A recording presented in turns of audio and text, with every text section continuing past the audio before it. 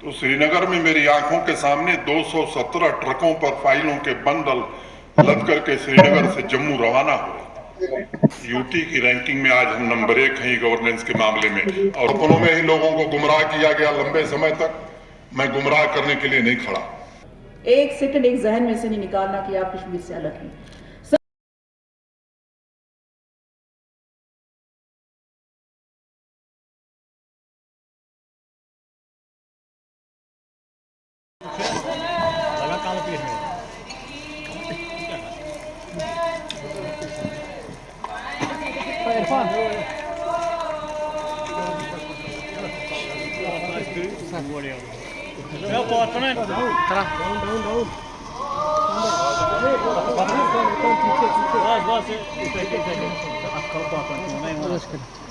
Ma'am पीछे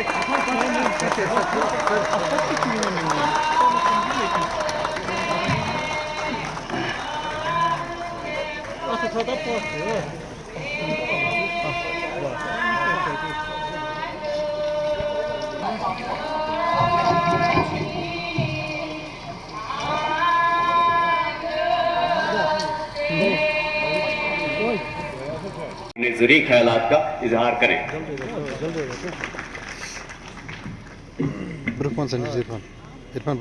बारामूला की DDC chairperson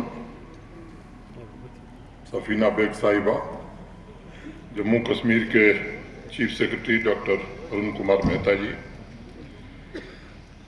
PWD के हमारे प्रिंसिपल सेक्रेटरी, प्रशासन के हमारे सहयोगीगण, मीडिया के मित्रों,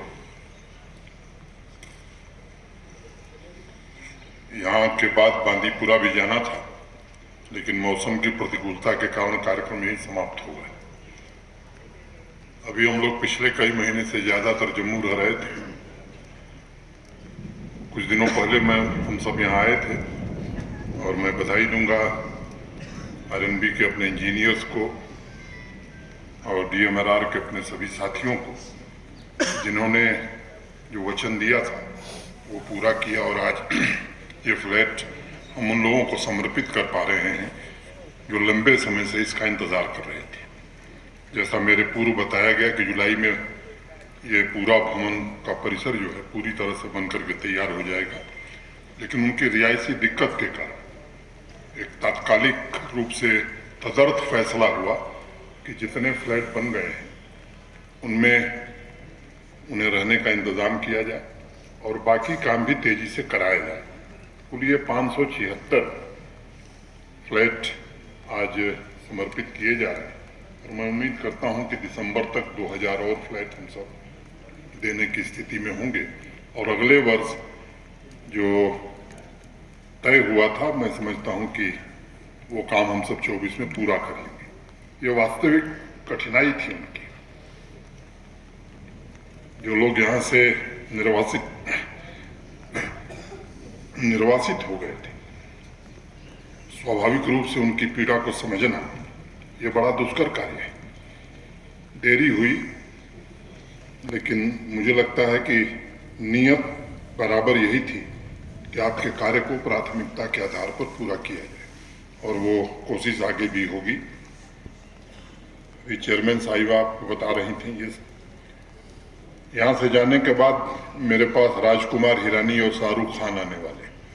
मैं इसलिए जिक्र कर रहा हूँ कि कश्मीर किधर जा रहा है इसको जरा ध्यान से देखने की जरूरत है। 1 महीना पहले मैं आया था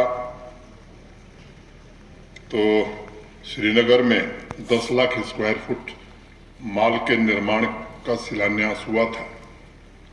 यूएई के इमार ग्रुप ने, मुझे लगता है कि उत्तर भारत का सबसे बड़ा माल श्रीनगर में बनाने का फैसला किया। एक आईटी टावर श्रीनगर में और एक आईटी टावर जम्मू में, और कल सुबह 11:30 बजे 1000 बेड का मल्टी स्पेशलिटी हॉस्पिटल और एक मेडिकल कॉलेज निजी क्षेत्र का कल सुबह शिलान्यास श्रीनगर में होने वाला है। ये संकेत करता है कि स्थितियां बदल रही हैं। ये समय नहीं कि बाकी चीजों पर मैं बहुत विस्तार से कहूं, लेकिन मैं केवल ये 2-3 बातें आपसे कह करके खत्म करूंगा। विशेष रूप से 3-4 क्षेत्रों में अतुलनीय योगदान जम्मू कश्मीर प्रशासन ने पिछले 3 वर्षों में सामान्य आदमी के जीवन को बदलने में दिया है।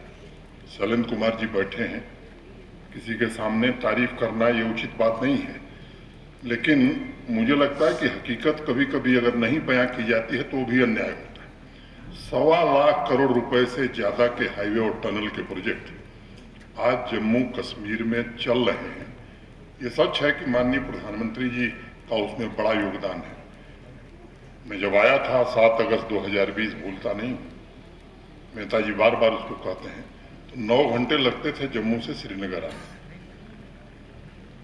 एक दिन मैं खुद उस सड़क पर गया हूँ, गडकरी जी आए थे, तो अब लोग 4.5 घंटे में 5 घंटे में आराम से पहुंच जा रहे हैं।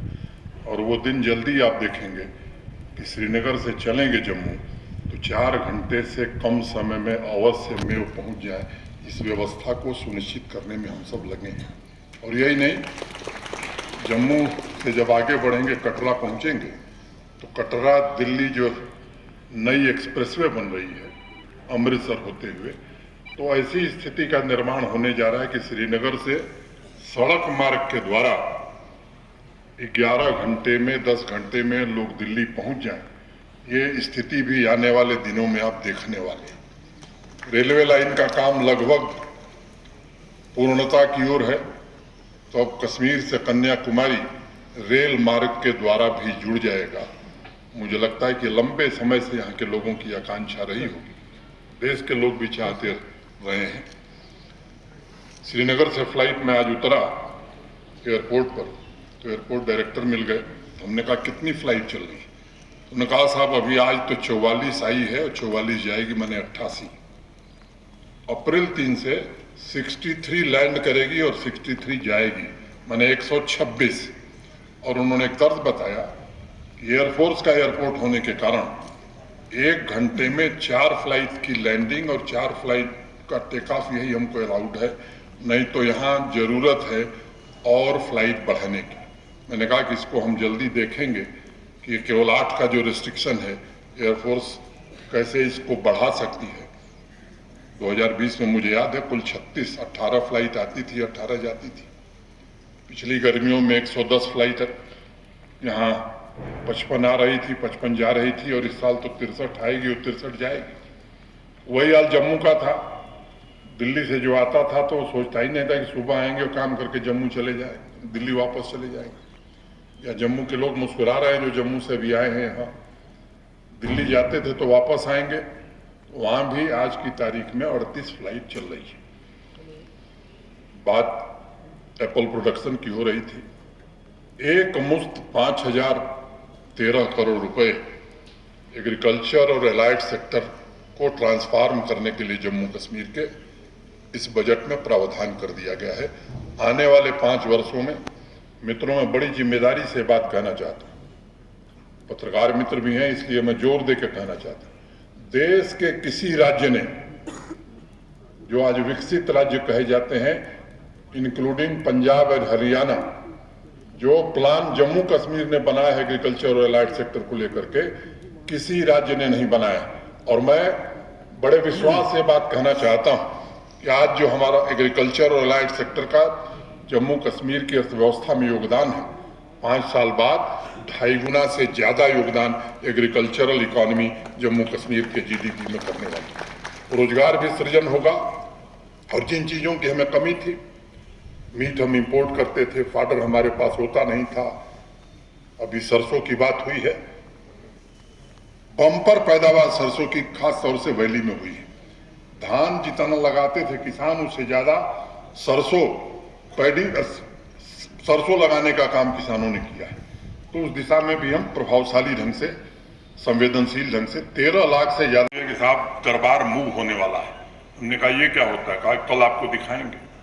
तो श्रीनगर में मेरी आंखों के सामने 217 ट्रकों पर फाइलों के बंडल लद करके श्रीनगर से जम्मू रवाना हो रहे थे। मैंने कहा कि आज के युग में ट्रकों पर फाइलें जा रही, हजारों कमरे श्रीनगर में 6 महीने किराए पर और हजारों कमरे जम्मू में किराए पर। यह व्यवस्था भी अब पूरी तरह से बदल दी गई है। अब पूरा ई गवर्नेंस जम्मू कश्मीर में लागू हो गया है। और भारत सरकार जो रैंकिंग कराती है यूटी की रैंकिंग में आज हम नंबर 1 हैं गवर्नेंस के मामले में, और अगले साल राज्यों को मिला करके भी हम नंबर 1 होने वाले हैं। उस दिशा में हम आगे कदम बढ़ा रहे हैं। 400 से ज्यादा सर्विसेज ऑनलाइन कर दी गई। पब्लिक सर्विस गारंटी एक्ट, हम जानते हैं कि ऑनलाइन सर्विसेज में भी गैप है, उसकी भी चिंता की जा रही। 8 सर्विसेज ऑटो अपील मोड में कर दी गई। मोटे तौर पर 40 सर्विसेज हैं जिनसे सामान्य जनता का वास्ता है। वो 40 सर्विसेज ऑटो अपील मोड में मई महीने तक करने का हम सबने लक्ष्य रखा है, और मुझे उम्मीद है कि मई महीने तक हम इसे कर पाएंगे। मैं 1 मिनट लूंगा। ऑटो अपील मोड मतलब, अगर आपको आपको इनकम सर्टिफिकेट चाहिए, जिस अधिकारी को पब्लिक सर्विस गारंटी एक्ट में ये व्यवस्था दी गई 15 दिन में मिल जाए, अगर 15 दिन में उसने नहीं दिया तो आपकी दरखास्त, आपकी एप्लीकेशन ऑटोमेटिकली स्विच ओवर कर जाएगी उसके बड़े अधिकारी के पास। जिसने 15 दिन में नहीं दिया उस पर फाइनेंशियल पेनाल्टी, आर्थिक दंड भी लग सकता है, कार्रवाई भी हो सकती है। तो 100% जनता पूरी तरह से इंपावर हो, ये प्राथमिकता है। और वो इसलिए नहीं किया जा रहा है कि चुनाव लड़ना है और वोट लेना है, उनके जिम्मे कुछ और काम है। वो रोज कुछ नए सपने दिखाते हैं, सपनों में ही लोगों को गुमराह किया गया लंबे समय तक। मैं गुमराह करने के लिए नहीं खड़ा। मैं आपको जो कह रहा हूं वही कहूंगा जो होगा, और वही करूंगा जो कहूंगा। कहूंगा कुछ और, करूंगा कुछ और, ये हमारे खून में नहीं है, मैं कहना चाहता हूं। और आप सबको मैं एक बात का भरोसा देना चाहता हूं कि जम्मू कश्मीर निश्चित रूप से आदरणीय प्रधानमंत्री जी के मार्गदर्शन में अपनी एक नई पहचान बना रहा है। मेरे पूर्व लोगों ने कहा कि अमृतकाल है देश का। माननीय प्रधानमंत्री जी ने एक लक्ष्य रखा है विकसित भारत बनाने का। क्या जम्मू कश्मीर के सामान्य नागरिक के मन में इच्छा नहीं है कि जब विकसित भारत बनेगा तो जम्मू कश्मीर भी विकसित होगा, और उस विकसित भारत में जम्मू कश्मीर का योगदान किसी राज्य से कम नहीं होगा। मैं देख रहा हूं कि यहाँ के युवाओं में के जो सपने हैं उन्हें मैं पढ़ पा रहा हूं, और मैं पूरी तरह से आश्वस्त हूं। ये जो नई पीढ़ी है, नए नौजवान हैं, नई बच्चियां हमारी, वो निश्चित रूप से इस सपने को पूरा करेंगे। बताया 60,000 यहाँ की बहनें हमारी सेल्फ हेल्प ग्रुप से जुड़ी हैं। पीछे बैक टू विलेज 4 का जो कार्यक्रम चल रहा था, माई टाउन माई प्राइड 2 का कार्यक्रम चल रहा था, अनेक काम उसमें हुए। उसका कुछ का जिक्र यहाँ की डीसी साहिबा ने किया, कुछ का आप सब जानते हैं। मैं केवल 2 कामों का जिक्र करना चाहता हूं। उसमें एक बात कही गई थी कि हर पंचायत से 15 नौजवानों को चिन्हित करना है, उन्हें सेल्फ एम्प्लॉयमेंट मिले, इसके लिए हम पूरी आर्थिक सहायता दिलाएंगे। और 20 यूथ को आइडेंटिफाई करना है जिनको स्किल डेवलपमेंट की, जिसकी स्किलिंग अप स्केल करेंगे। मित्रों, मुझे बताते हुए प्रसन्नता है, और इस बात को पत्रकार महोदय लोगों से मैं कहना चाहूंगा कि इसे जरा गंभीरता से मैं इस बात को कह रहा हूं। 1 दिन में कार्यक्रम खत्म हुआ बैक टू विलेज 4 का, और 30 दिन के अंदर 1 दिन में जम्मू कश्मीर के 75,000 नौजवान बच्चों बच्चियों को 930 करोड़ रुपए की आर्थिक सहायता देने में जम्मू कश्मीर प्रशासन को सफलता मिली। सरकारी नौकरियां, जो पद हैं, वो भरे जा रहे हैं, पारदर्शिता के आधार पर भरे जा रहे हैं। और ये कल ही शायद हम लोगों ने अपॉइंटमेंट लेटर दिया ना, कल 177 नौजवान बच्चों को, बच्चियों को, KPS अफसरों को नियुक्ति पत्र जारी किया गया। मैं केवल उस संदर्भ में 2 बात कहना चाहता हूं। एक, जिस दिन विज्ञापन GAD ने भेजा पदों का, 24 घंटे के अंदर पदों की संख्या भेजी GAD ने, 24 घंटे के अंदर पब्लिक सर्विस कमीशन ने विज्ञापन निकाल दिया। ये आजादी के बाद देश के इतिहास में पहली घटना है, इसको आप नोट करिए। और दूसरी बात मैं कहना चाहता हूं, KS का जब सिलेक्शन हो रहा था, अंतिम कैंडिडेट का इंटरव्यू हुआ और उसके 3 घंटे के अंदर रिजल्ट निकाल दिया। ये भी देश के इतिहास की पहली घटना। SSB के द्वारा भी पद भरे जा रहे हैं। कुछ लोगों ने प्रश्न चिन्ह उठाए थे। पुलिस की भर्तियों के समय जांच कराई गई, थोड़ा भी संदेह मिला निरस्त किया गया, सीबीआई जांच के आदेश दिए गए और अनेक लोग जेल की सलाखों में हैं। और मैं कहना चाहता हूं कि जो भी दोषी है, भारत के संविधान और कानून में जो भी दंड के कठोरतम प्राविधान है वो दंड उन्हें मिलेंगे। बाकी के पद भरने की तेज कोशिश कर रहे हैं हम। सरकारी नौकरियां जितनी भी रिक्तियां हैं उन्हें भरने की भी कोशिश की जाएगी। सेल्फ एम्प्लॉयमेंट का भी इंतजाम किया जाएगा। आखिर जम्मू कश्मीर किस रास्ते पर हम बढ़ाना चाहते हैं? मुझे लगता है कि इस पर जम्मू कश्मीर के खास तौर से घाटी के नौजवानों को विचार करना है। उन लोगों ने जिन्होंने यहाँ की पीढ़ियों को बर्बाद कर दिया, जिनके कारण यहाँ आपके अपने भाई बिछुड़ गए। अभी सफीना जी कह रही हैं, क्या आपके सीने में दर्द नहीं होता है? क्यों ऐसा हुआ?